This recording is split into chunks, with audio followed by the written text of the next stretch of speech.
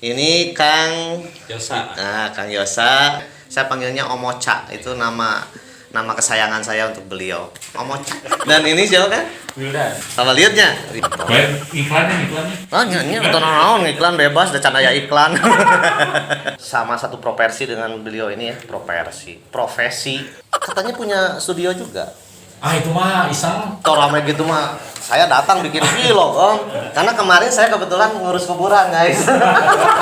Kebetulan kita kemarin disupport sama Asosiasi Promosi Fotografi, terus sama Lensa Community Kabupaten Bandung, terus ada mahasiswa Bandung dari balik Lensa. Nah, Saya mau miluan juga dia menang oke sih Om.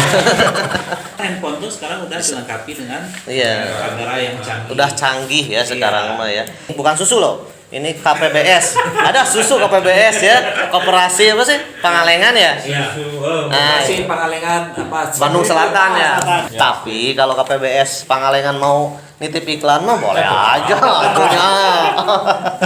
Jadi selain saya fotografi, saya tukang beluk Oh. dulunya.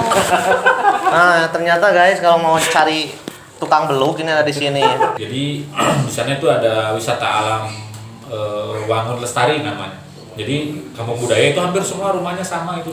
Anu pernah kain zaman kamera sing jadi pahala nu ngocor. Amin. Dipakai dia aja.